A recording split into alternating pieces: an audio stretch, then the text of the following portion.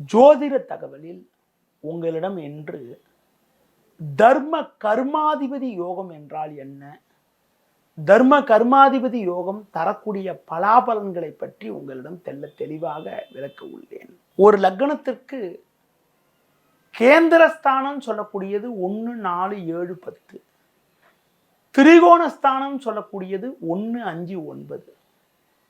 கேந்திரத்தில் உச்ச கேந்திரமான 10ஆம் வீடும் திரிகோணத்தில் உச்ச திரிகோணம் சொல்லக்கூடிய 9ஆம் வீடும் மிக மிக ஒரு சிறப்பான ஸ்தானமாகும்.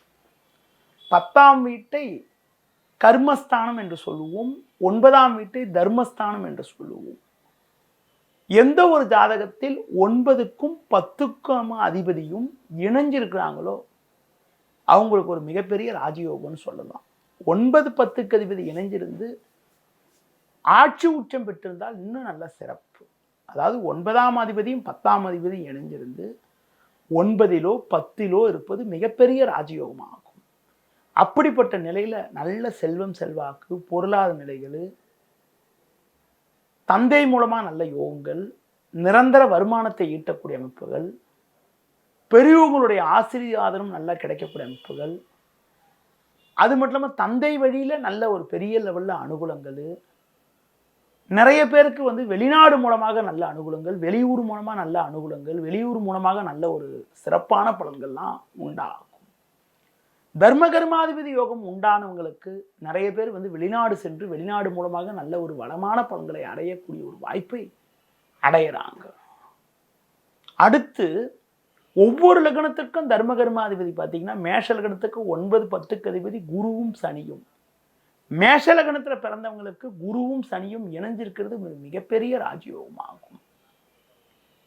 அது போல ரிஷப லக்னத்தில் பிறந்தவங்களுக்கு 9, 10க்கு அதிபதியான சனியே உங்களுக்கு தர்ம கர்மாதிபதி என்ற காரணத்தினால சனி ஆட்சி உச்ச வீட்டில் இருந்தால் ஒரு மிகச்சிறப்பான பலனை தரக்கூடிய ஒரு வாய்ப்பை உண்டாக்கும். இப்போ ரிஷப லக்னத்தில் பிறந்தவங்களுக்கு சனி துலாத்தில் இருந்தாலோ, சனி மகரத்தில் இருந்தாலோ, கும்பத்தில் இருந்தாலோ ஒரு மிகச்சிறப்பான பலனை தரும். துலாத்துல உச்சம் பெறும், மகர கும்பத்தில் ஆட்சி பெறும். அடுத்து மிதுன லக்னத்தில் பிறந்தவங்களுக்கு 10, 9க்கு அதிபதி குரு சனி. இந்த குரு சனி 2 பேரும் சேர்ந்து இருந்து ஆட்சி உச்சம் பெற்றாலோ ஒரு நல்ல இடத்துல இருந்தாலும் ஒரு வளமான பலன்களை கொடுக்கும். அதே மாதிரி கடக லக்னத்துக்கு தர்ம கர்மாதிபதி குருவும் செவ்வாயும், குரு செவ்வாய் இணைவு என்பது கடக லக்னத்துக்கு ஒரு மிகப்பெரிய ராஜயோகத்தை தரும்.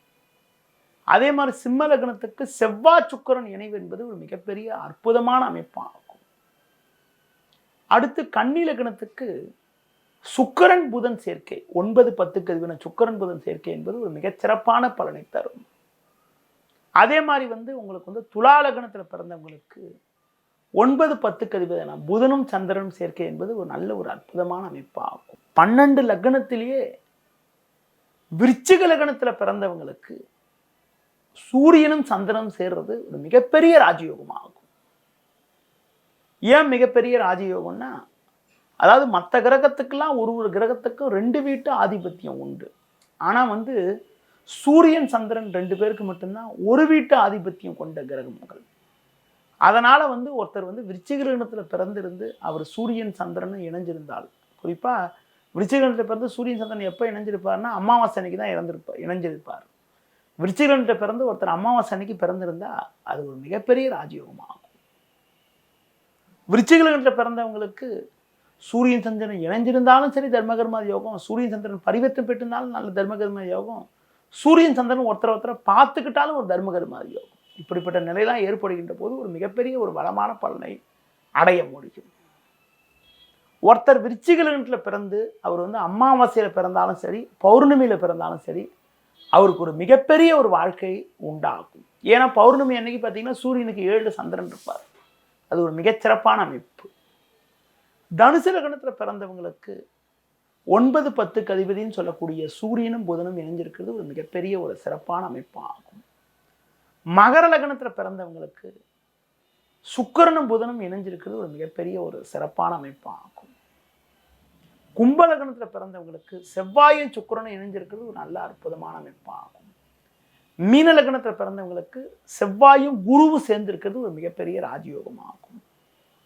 9, 10க்கு அதிபதி இணைஞ்சிருந்தா நல்ல சிறப்புன்னு சொன்னேன். அந்த கிரகங்கள் இணைஞ்சு 9 10 இருந்தால் மிகப்பெரிய சிறப்பு. அல்லது 9 10 அதிபதிகள் பரிவர்த்தனை பெற்றிருந்தாலும் நல்ல ஒரு சிறப்பான பலன்கள். அல்லது 9 10 அதிபதிகள் ஒருத்தருக்கு ஒருத்தர் 7ஆம் வீட்டில் இருந்தால் நல்ல சிறப்பு. இப்போ மேஷ லக்னத்துக்கு குருவும் சனியும் சேர்ந்திருந்தா நல்லதுன்னு சொன்னேன். ஒரு சனி ஒருத்தர் இருக்காரு, சனிக்கு 7வது வீட்டில் குரு இருக்காருன்னா குருவும் சனியும் ஒருத்தரை பார்த்துப்பாங்க. அதுவும் நல்ல ஒரு அற்புதமான தர்மகர்மாதி யோகம் ஆகும். தர்மகர்மாதி யோகத்திலேயே விசேஷமான யோகம் என்பது குருவும் சனியும், அதாவது மேஷ லக்னத்துக்கு குருவும் சனியும் இணைஞ்சிருந்து அந்த கிரகங்கள் ஏதாவது ஒன்று ஆட்சி பெற்றிருந்தாலோ ஏதாவது ஒரு கிரகம் உச்சம் பெற்றிருந்தாலோ ஒரு மிகப்பெரிய ராஜயோகம்னு சொல்லலாம். 9 10 அதிபதிகள் இணைஞ்சிருந்து 9 10 இருந்தால் மிகப்பெரிய ராஜயோகம். 9 10 அதிபதி இணைஞ்சிருந்து இன்னொரு கேந்திர ஸ்தானத்திலேயோ ஒரு திரிகோண ஸ்தானத்தில் இருந்தால் நல்ல சிறப்புகள்.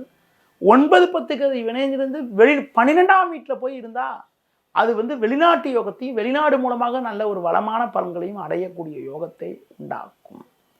இன்று உங்களிடம் தர்ம கர்மாதிபதி யோகத்தை பற்றி ஒரு விளக்கமாக ஒரு தெளிவான ஒரு விளக்கத்தை தந்தேன். மீண்டும் நாளை காலை சந்திக்கும் போது ஒரு புதிய தகவல் உங்களை சந்திக்கிறேன். நன்றி, வணக்கம்.